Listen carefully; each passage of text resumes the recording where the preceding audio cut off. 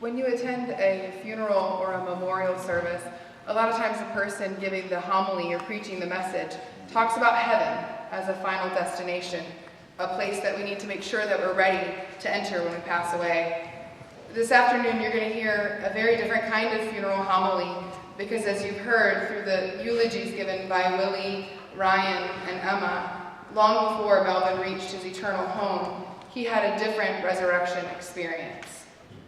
It's my hope that by gathering here today, we can not only celebrate the life of our friend and grieve his passing, but that each of us will be challenged and inspired to accept a call from Jesus to come out of our tombs and into healing communities where we can truly live in the resurrection power of Christ today.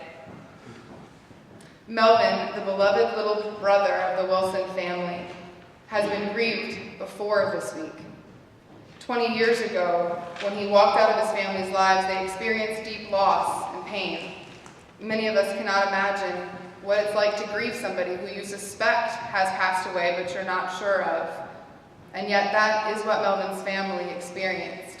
They grieved their loss, feeling that it was unlikely that they would ever see their little brother again. While Melvin did not pass away 20 years ago, in some ways, to his family, it seemed he was gone for good. There are 15 years of Melvin's life that happened after leaving his family and before I met him. Some of you here knew Melvin during those years, and maybe this afternoon we can have a chance to hear some of those stories during that time. But it wasn't until 5 years ago that Melvin began to be part of a new family. We eventually named this family JUSTembrace and moved into a house right across the street from Melvin. As you've already heard and seen on display, Melvin played a critical role in helping us establish and grow this unique community.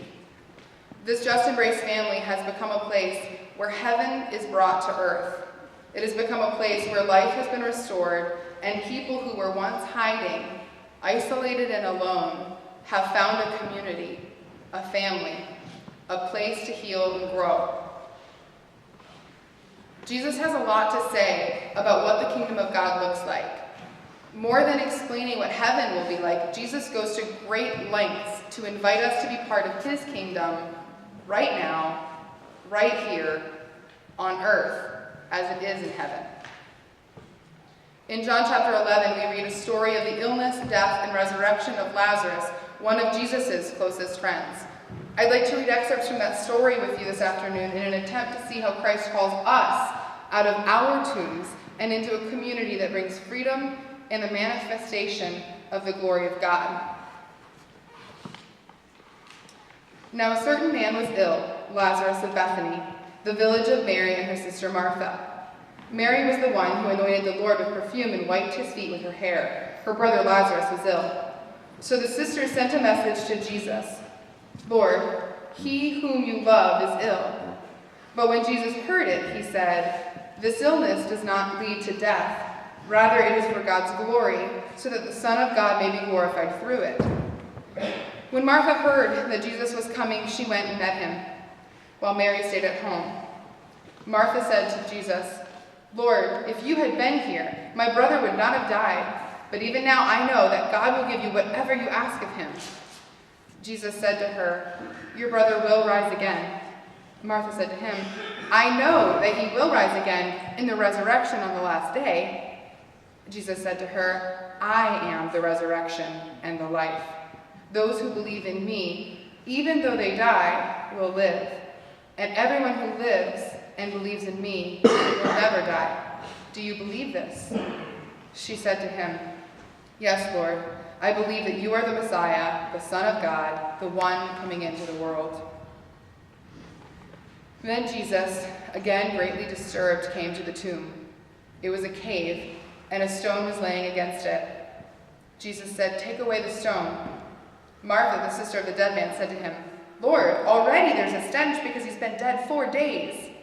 Jesus said to her, did I not tell you that if you believed, you would see the glory of God? So they took away the stone. Jesus looked upward and said, Father, I thank you for having heard me. I knew that you always hear me, but I have said this for the sake of the crowd standing here, so that they may believe that you sent me." When he had said this, he cried with a loud voice, "Lazarus, come out." The dead man came out, his hands and feet bound with strips of cloth, and his face wrapped in a cloth. Jesus said to them, "Unbind him and let him go." In this JUSTembrace family that Melvin helped us to establish, we've had the honor of seeing many men and women in this neighborhood emerge from dead places, forgotten places, isolated places, self-destructive places. Many of us have been so far beyond despair that only numbness remained. I myself, through these years, have found Christ calling me again and again and again and again out of my own tombs of hiding and shame, of isolation and self-destruction. I believe that you and I are like Lazarus.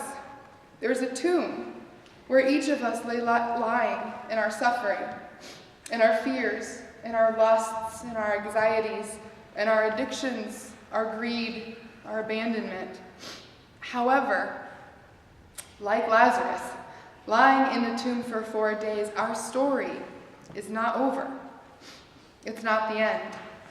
The mental, physical, emotional, spiritual illnesses that we all suffer are not intended to lead us to death, because through Christ, the very stench of our rot can lead to new life.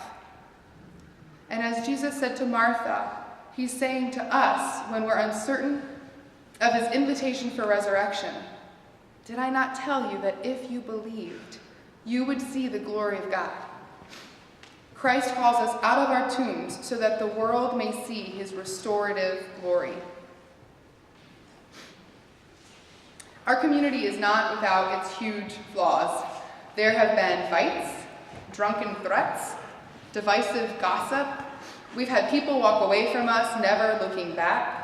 We've been abandoned by well-meaning people we thought would stay with us for years.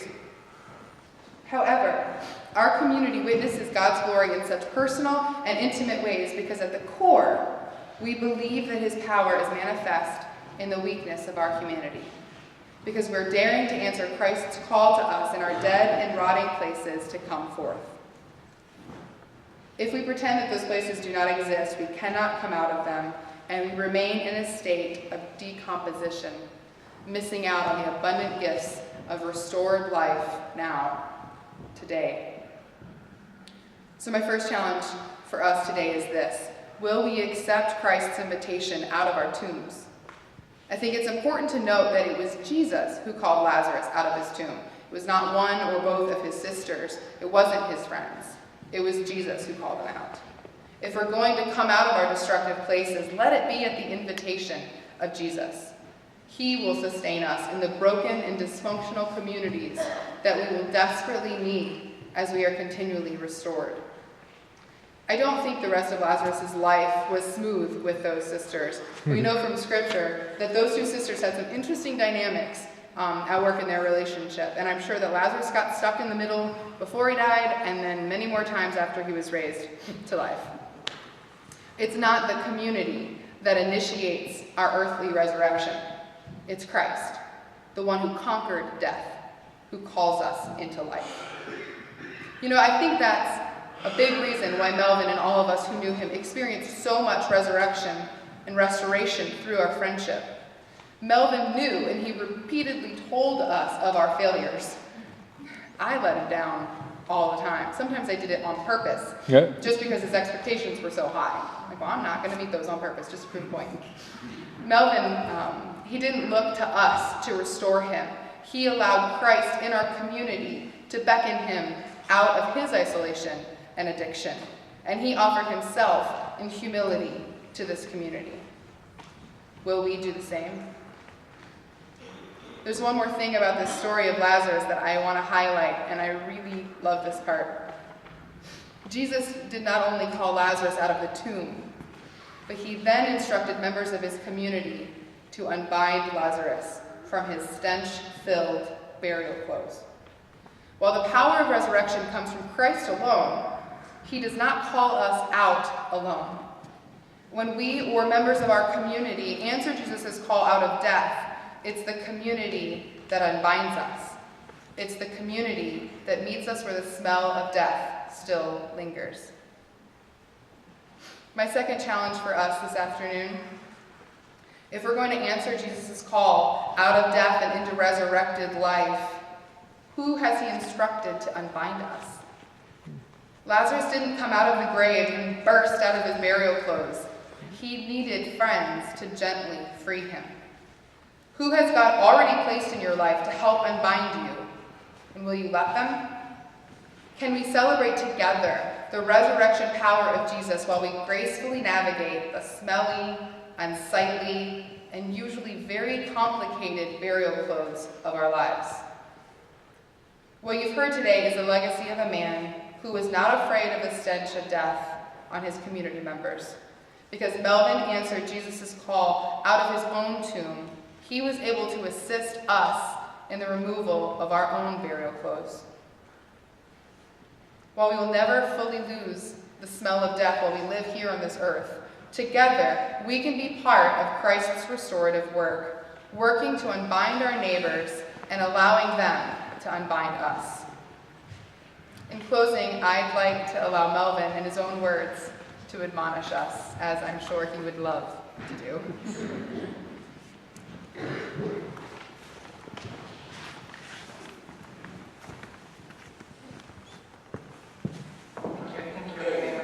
I was talking with my sister, and she was telling me, we were reminiscing about my mom and her favorite song was, when we all get to heaven. Okay, God, wait till we get to heaven, my brothers and sisters, is what I'm telling you. That's right. A little bit of heaven right here on this earth, where two or more gather in my name, there so shall I also be. Do it as often. And when you with people running and think like you think, talk like you talk, walk like you talk. God says the earth is his and the fullness therein. All here. Instead of saying how great God is to me, not only manifest and testify to him, but be a blessing to somebody else and let them know God is being great and good to you right now. The train could have hit you.